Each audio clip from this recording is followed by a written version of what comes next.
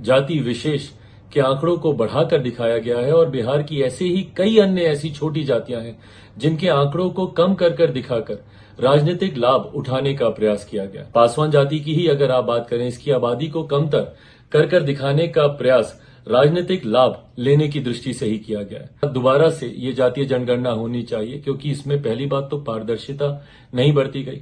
आज भी कई लोग ऐसे हैं जो संपर्क साध कर ये बताते हैं कि हम लोगों से पूछा ही नहीं गया, ना राजनीतिक कार्यकर्ताओं से पूछा गया, ना आम बिहारी से पूछा। नमस्कार, मैं हूं वीरेंद्र कुमार। आप देख रहे हैं नई सोच न्यूज। बिहार में जातीय जनगणना की आंकड़े जब से सार्वजनिक हुई है तब से बिहार की राजनीतिक में भूचाल आ गया है। हालांकि बिहार की जो जातीय जनगणना था उस पे कई सवाल खड़े हुए हैं और जातीय जनगणना का पूरा मामला जो है अब जो है सुप्रीम कोर्ट पहुंच चुका है। इतना ही नहीं, बिहार के जातीय जनगणना पर बिहार के कई बड़े बड़े नेताओं ने कई सवाल खड़े किए हैं। क्या जातीय जनगणना के साथ छेड़छाड़ हुआ है? क्या जातीय जनगणना में किसी एक जाति को बढ़ा चढ़ा कर दिखाया गया है? जातीय जनगणना पर आरजेडी और जेडीयू पार्टी दोनों अपने कामयाबी का पीठ थपथपा रही है। वहीं चिराग पासवान जो है जातीय जनगणना पर कई सवाल खड़े कर रहे हैं। चिराग पासवान ने यहां तक कहा कि राजनीतिक लाभ लेने के लिए किसी एक वर्ग को अधिक दिखाया गया है। चिराग पासवान कह रहे हैं कि पासवान समाज को कम करके दिखाया गया है।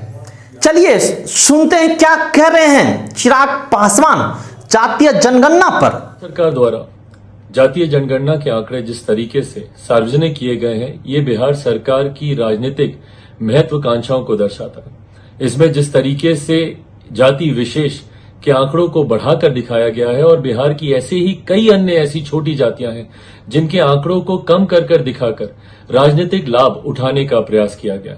कई ऐसी अनुसूचित जाति जनजाति की छोटी जातियां हैं या पिछड़ा अति पिछड़ा वर्ग से आने वाली कई ऐसी अन्य जातियां हैं जिनके आंकड़ों को कम कर दिखाने का प्रयास अपनी राजनीतिक महत्वाकांक्षाओं को पूरा करने के उद्देश्य के साथ किया गया।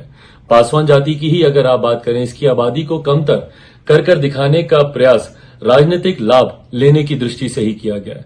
लोक जनशक्ति पार्टी रामविलास पूरी तरीके से बिहार सरकार के द्वारा कराए गए इस जातीय जनगणना को नकारती है और हम लोग मानते हैं कि अभी भी दोबारा से ये जातीय जनगणना होनी चाहिए क्योंकि इसमें पहली बात तो पारदर्शिता नहीं बरती गई।